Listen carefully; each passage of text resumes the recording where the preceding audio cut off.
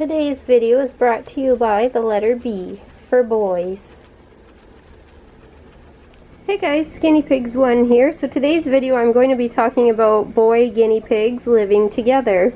So first, a couple myths that you might hear are they have to be siblings in order to get along. They need to be neutered. They can't be put in the same room as girls or beside girls. They have to be the same age. Or you just hear that no matter what, boys will always fight. So all of those myths are untrue. A lot of with guinea pigs has to do with personalities matching up. You do need to match up a dominant pig with a more submissive pig. The times you come into troubles are when two pigs want to be the top pig. So 4 boys that I am showing you right now, this is Bullseye, he'll be 5 this year, and this is Angus, who is just a year old. So obviously they're not brothers, they're different ages, they're both intact, and they're beside girls and live in a room with other girls. So for getting males to live together, here's some tips that I have for you. Number 1, make sure you have a large cage. So if we're talking CNC cages, normally the minimum for 2 pigs is a 2x4. For boys, I definitely recommend a 2x5 or even bigger. The one you see here is a 3x5. Absolutely love cages that are 3 grid wide for boys or any pigs in general. Very easy for them to get around each other. That is a very important thing with guinea pigs, especially males. If they're feeling territorial, they need space to get out of each other's way. So if they're having a little bicker, you want lots of room for one boy to go at one end, one boy to go to the other end. So that leads me into my other tip is have 2 of everything at least. 2 water bottles, 2 beds, 2 pellet dishes. You could have 2 piles of hay. They love to argue over things, so if you have 2 of everything, one boy's drinking out of one bottle, the other boy can go to the other bottle to drink, and so on. Another big tip is for your houses or beds, highly recommend having ones with 2 entrances, 2 exits.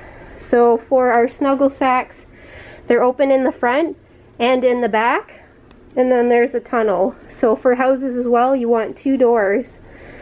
Guinea pigs will often go into the house of the other pig, and when there's only one entrance, a fight could happen if the one pig can't escape. So 2 entrances is a big must. Next thing to be careful of is lofts and ramps.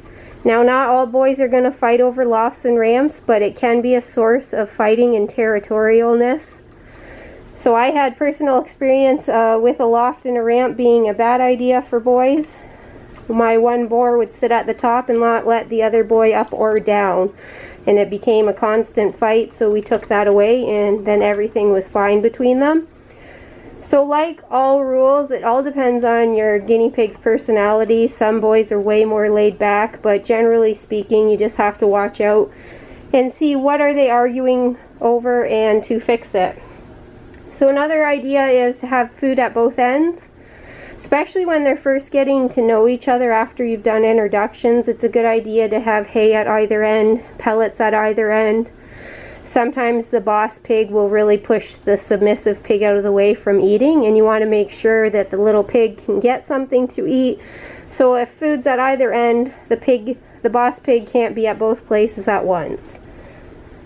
So another warning, so we talked about how a myth was that they can't be near girls or in the same room as girls, but there still is a warning for personalities. Some boy pigs will go nuts with girls beside them.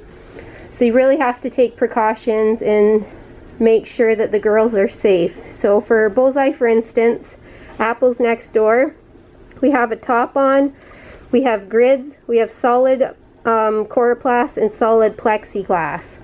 He is a boar that gets super hyped up with girls next door, where Huckle, he has 2 ladies next door to him. He doesn't really care, he just likes to sniff their nose. So it really depends on the boys, but some boys will go above and beyond to get to the girls, so you really have to make sure you keep the ladies safe and keep your boys away from stress. So if I didn't have the solid wall here, You can bet all Bullseye would do all day is chew the bars, so that's not healthy for him at all. That is a major stress, so you have to keep that in consideration. If they're not comfortable being right beside girls, have them at either ends of the room, or have a decent gap, or have a solid wall so that they can't stress themselves out. So now with boys, in my experience, actually when I started out with guinea pigs, all I had was boys. So normal behaviors to see with boys: humping. That is a normal dominance display. Some boys are going to do that on the daily. Light chattering. So see, Angus is coming up to Bullseye there where he's drinking. Sometimes they'll do a teeny little chatter, and that's just a warning like, hey buddy, back off. Light chasing. You're going to see that all the time. The boss pig's going to chase the little pig away once in a while. You might hear squeaking, squawking. There might be light nips or some pushing. Those are all normal daily behaviors. For boys, I really find they act like brothers, like human brothers, where they'll be fighting 1 second. Well, we should say bickering 1 second, and then the next second they're eating side by side or sleeping right near each other. So don't be disturbed if the boys kind of are a bit rowdy. Now, warnings that you need to rethink your cage setup are lots of chattering. So chattering that's constant. They're getting into each other's face, like face-offs, like face-to-face. They might start yawning when they're facing each other, showing their teeth. And you might see lunging. So these are all warnings that they do not have enough space, or they're fighting over something. So if your cage could be bigger, make it bigger. If you have a loft, take the loft down. If you have houses with only one entrance, remove those. What I highly recommend, once boys start getting close to real fights, take them out for floor time, clean their entire cage, set it up completely different, and then put them back in so that they have a new space to check out and easier things. So let's say you had to take out the houses and instead you put tunnels in. Maybe you added some more water bottles, maybe you put food at either end, anything to change their environment, to get their mind off of what they were fighting about before. So those are my tips to do before you were to separate. You really just have to watch out for the warning signs.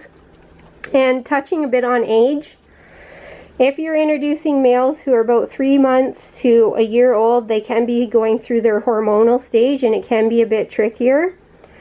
So when I introduced Angus here to Bullseye, Angus was only 4 weeks old, so it was a really smooth bonding because naturally Bullseye got to be the boss, which he is the boss pig anyway.